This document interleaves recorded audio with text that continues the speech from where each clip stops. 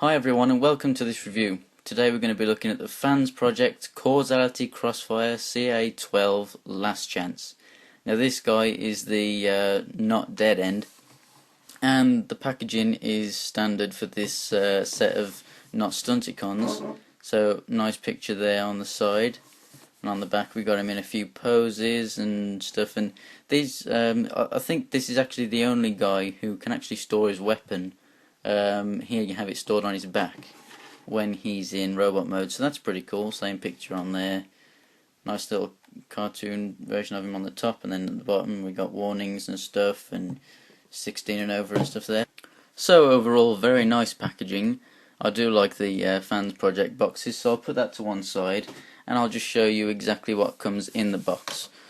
So inside a little plastic sleeve like this, just like the others, you get your collector card, which is nice. Not as thick as ones like iGear, but never mind. If you want to read this, I'll just focus in on that. There you go. Pause now if you want to read that. And there's a close-up look at the front. And then you have instructions. Now, Fansproject instructions notoriously are very good, but I don't know, these guys, they're not hard transformations, they're just a little fiddly and stuff, so sometimes you might look at a step in the instructions, like when I was doing these arms and I was actually trying to do it and I was like, what the hell is going on here? I just got a mess going on. But once you figure it out and then you look back at the instructions, you're like, oh, I was being a dumbass. So they're pretty good instructions. You just got to get a bit used to the figure first, and then they'll make perfect sense. So that's everything you get in the box, so let's take a look at Deadend himself. And here is Deadend, or as Fansproject call him, Last Chance. Very, very, very nice. These Stunticons are so perfect in terms of what Generations are trying to achieve by Hasbro and Takara, how they're updated versions of Generation 1. This is, I would say, a perfect representation. Very nice, and the colouring on here really is spot on, perfectly. I don't know, I can't even think of the words to describe it. It really is just awesome. So you got your nice gold and silver stripe going down the back there, nice matte black windows, nice silver wheels, and the red on here is pretty nice too. You got the painted lights at the back. If we focus in, there you go. Pretty damn nice, and these air intakes and everything is really cool as well. Very sleek, a nice Ferrari look there. On the underside you can't see, I mean obviously you got your arms and your legs and everything there, but if you just look at that, there's nothing too obvious as being a robot mode, so that's concealed nice. Now here and here are actually the guns, so I think these work better because the pegs that were on Car Crash and T-Bone, they were just very tight on mine, and on Car Crash I think it actually got stuck and I was really fiddling to get it off. But these, I think that they work so much better and they fit in so much easier as well. So if I get this the right way around, is it that way? Possibly. Try it the other way as well, just in case. Nope, it was the first way. Okay, so the gun goes together and comes out looking like that. Very nice little blaster. And then for some size comparisons here, we have downforce. So we can see that downforce is a little bit wider, and if I just put them up, he is a little bit taller. And if I bring in T-Bone over here, you can see that they are just about the same size. There we go. They're just about the same size as one another. So this guy is just a little bit bigger than all of the above. Now, I know that Dragstrip came out before Deadend, but with the way I'm doing it, I got them from Kapow Toys in one order. They came a few hours ago, so I'm doing this review because I know a lot of people want this up, and this just came out, so I'll get that out of the way first, and then I'll come back to this guy. So if you want to see this video, click the subscribe button up here, and it'll be up as soon as possible, and you'll be notified when that's up. Or you can just check back at this video, and I'll have a link probably in this corner up here at this time in the video, so you can go ahead and click on that. But anyway, enough of size comparisons. Let's take a look at his transformation. So to transform him, what you want to do is uncouple the back end of the car and just pull it up. Now in transforming it into vehicle mode, I first put this down and it was a bit rocky because it was rocking on the waist joint. I hadn't pushed this down far enough. It is a very hard big click, so just be careful. I thought I didn't want to push down on it too hard to lock it into place, but eventually I got it locked and it's perfectly fine. And then once you have it unclipped like this, you fold out the legs. You can split them apart at this point, you can do whatever you want. You're going to pull the spoiler up and down, enabling you to straighten them out. And then down here, the feet, these just come off, and then you can just position them wherever you want. They're on ball joints, so you position them however you like. And then this bit in here is the heel spur, and do that on both sides, and then you'll have the legs done. And now that the legs are straightened out, all you have to do is just fold this panel in like so. So with the legs done, now we're going to pull the arms out. So first of all, these two red panels along the side, you're going to want to unpeg these.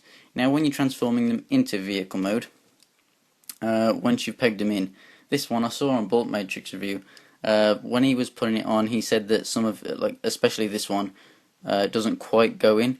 Mine's exactly the same as his. It's just the tolerance is just like on Breakdown when we had him, very tight, so you just got to be careful and it'll go in perfectly fine. But it seems that that one is quite tight on everyone's. But unpeg them and unpeg them from each other, and then you can rotate them out. So what we're going to do is unpeg that like so, bring them up at the arm joint, fold this out, enabling you to bring it out fully, and then you can put the wrist up and then put the arm out, rotate around like that, and then rotate the fist, and then that is one arm done. Do that on the other side too. So with those arms done, now we're going to just pull the head up. Now the instructions told you to turn the head around, so I did. So I'm just going to flip that. If you didn't turn it round, don't worry about it. There we go. So now that you've got the head turned round, as you can see we've got a big gap in here. Push this top chest piece back, and as you can see the gap shortens. I'll just show you that from the side. As you can see, that chest piece pushes in like so. And now once you've done that with the chest piece, the front end of the car simply folds down over the head and then clips down on the chest and near the waist. And now you have a fully transformed Last Chance, or Deadend, however you want to say his name. And oh my god, this guy is good. I'm going to start out just with the accessory real quick. So here's his gun, fits in both hands, but first I'm just going to show you on the back. So he has a little peg here which you can slot the gun onto. Now as far as I know, none of the others have storage for their weapon once they're in robot mode, so that's pretty cool if you don't want it on there. But there it is. It's a very nice looking little pistol there. So I'm just going to get onto a real quick size comparison for this dude before we get onto his articulation. And here's a quick size comparison. So as you can see, he's definitely taller than all the other Stunticons that we have so far. So definitely a good size there. His shoulders making up most of the height. But at the head he's definitely taller than both of these guys here, and obviously T-Bone is exactly the same height as these guys, so very nice size. That's quite accurate to G1, he was a little bit of a taller guy. Now as for articulation, He's just about the same as the others, except they, well, the first two have single jointed elbows. This guy, just like Dragstrip, has double jointed elbows. So very, very cool there. Rotation at the wrist. Now this one is different on the fists to the other guys. He has a closed fist, so he can punch people, whereas the others have an open hand like that. His is a fist. So that's quite nice.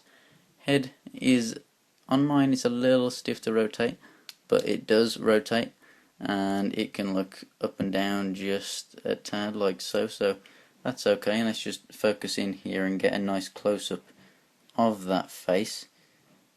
Very, very nice G1-esque face there. As you can see, really bright gold, just like his stripe there on the vehicle, purple eyes. Pretty damn nice. Perfect place here for a Decepticon logo, or maybe you might want to just put it there so that it doesn't cover up that little nice bit of paint. But that's pretty cool. Shoulders, up, down, and full 360 degrees. It does have waist movement, but his chest piece here, sort of, as you can see, sort of moves out as you move it. So you can turn at the waist, but that won't be pegged in. Then when you turn him back, you can peg that back. Ball jointed hips, so all the movement you want there. He's got a rotation at the thigh, and then he actually has double jointed knees due to transformation, so he can get really wild poses there.